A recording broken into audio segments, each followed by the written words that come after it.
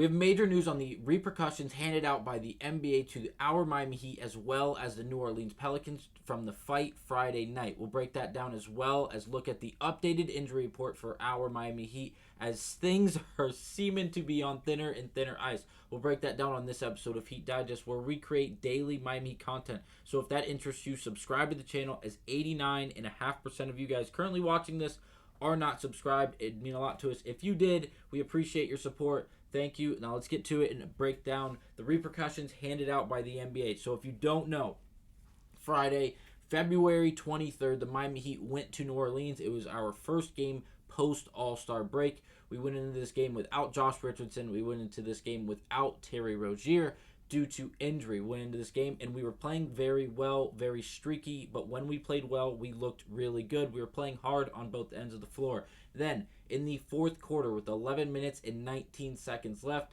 Zion Williamson had the ball for the New Orleans Pelicans. Kevin Love was the only Miami Heat player back and decided to wrap up Zion Williamson. Again, this was a 4-point game with 11 minutes and 19 seconds left in the fourth quarter. Big game for both teams. It seemed like the momentum was up in the air to grab. And if Zion Williamson was able to finish some form of layup, big dunk, or even an and one move there and on Kevin Love, it would have been momentum all for New Orleans. He would have been going to the free throw line, possibly to tie or to cut the game to a 1-point lead for Miami, and all the momentum would be on New Orleans' side. Rather, Kevin Love wrapped him up in the process of Zion Williamson did end up on the floor. He did not throw him down. There was nothing malicious done in the act from Kevin Love. But again, the New Orleans Pelicans players did not enjoy that visual. They came running over to aid Zion Williamson and kind of back up Kevin Love, if you will. Not that Kevin Love was being any form of Udonis Haslem-esque player standing over someone like that, but again, they didn't like the visual. Things escalated. Jimmy Butler came to Kevin Love's aid. Najee Marshall and Jimmy Butler they didn't like one another in the moment. It looked like they attempted to chokeslam one another. Things then escalated once again. Now we're looking at something that almost looks like a baseball fight, as we have a group of people on one side, another group of people on the other, a bunch of fingers being pointed, and a bunch of scuffling going on between the two of them. Things escalated even more as Jose Alvarado and Thomas Bryant apparently threw strikes at one another between the two on each team. And then things were separated. Jimmy was ejected, Jose Alvarado was ejected, Thomas Bryant was ejected, as well as Najee Marshall, all ejected from that game. Now, there are repercussions, and here they are. Now, immediately after this happened, Ira Winderman tweeted this. Based on this video and the NBA's rules of leaving the bench area, it would appear Thomas Bryant, Bam Adebayo, Nikola Jovic, Tyler Herro, and possibly Caleb Martin will be suspended for Monday's game in Sacramento. The rule: during an altercation, all players not participating in the game must remain in the immediate vicinity of their bench. Violators will be subject to suspension without pay for a minimum of one game and fined up to $50,000 US. Now, that is the rule. And the ruling from the NBA, as reported by Shams Charania, NBA discipline from Pelicans-Heat altercation Friday night. Jimmy Butler and Najee Marshall suspended 1 game each. Jose Alvarado and Thomas Bryant suspended 3 games each. And that isn't it. It went on as Shams came back and tweeted this. Miami's Nikola Jovic has also been suspended 1 game for leaving the bench area. Now this, obviously, it's going to affect the Miami Heat as now even the depth chart just looks, it's terrifying. And we'll break down Tyler Herro listed as day-to-day, and obviously Rozier still listed as out, as well as Josh Richardson.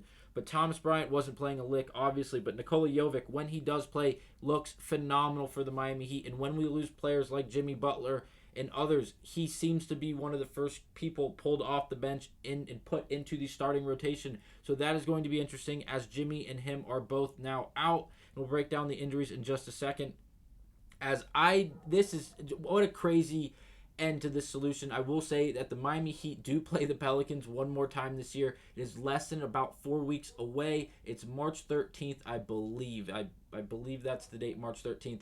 But again, that will be in Miami, and I cannot wait to see how Jimmy Butler plays in that game because it seems like you guys pissed him off. He went all over Instagram posting different song titles and such that were like jail and locked up and things such as that. He's not happy, and it seems like he's going to be fully prepared for the game March 13th just less than 4 weeks away when the New Orleans Pelicans come to Miami for the second game of the season series. But now let's break down the injury updates for the Miami Heat.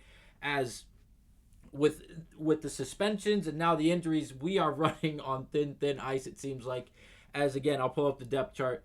Rozier listed as out. Richardson obviously still listed as out. We have the 3 suspension also listed. But again, Tyler Herro is now listed as day-to-day. This was ESPN just this morning, February 24th. Herro with a knee is traveling with the team on their West Coast trip, which begins with Monday's game against the Kings.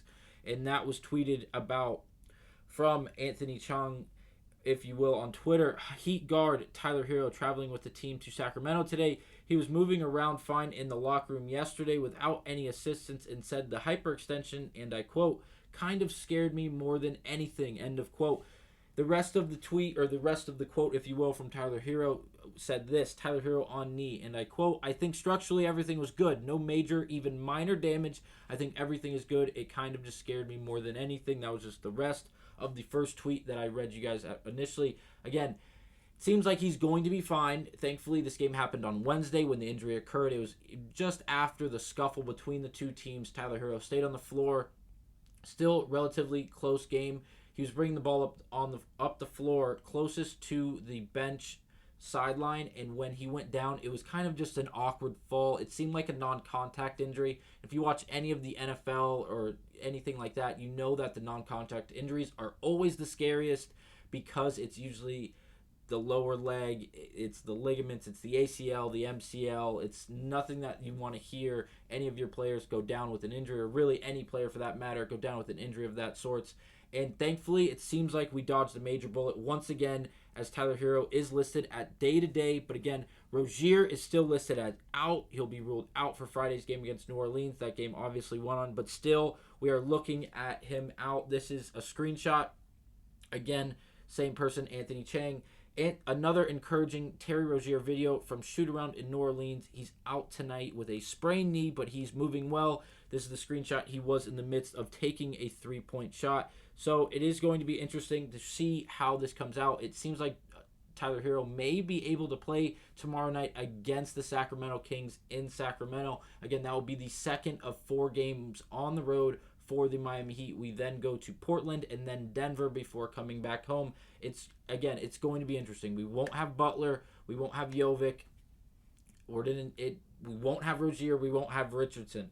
So whether or not Tyler Herro will play is going to be huge. I will just look for people like Hawkes, Bam Adebayo to step up majorly. We might even see DeLon Wright play a bit in that game, and I can't wait to see what Eric Spoelstra has up his sleeve for lineups and everything else, due to the fact that we're really running out of players right now. And again, it's only one game for Butler and Jovic, so that is huge, but nothing you want to see for the Miami Heat. Thankfully, it was only one game for Butler and Jovic, but again, it's not what you want to see. Thanks for watching. I'll see you guys on the next episode.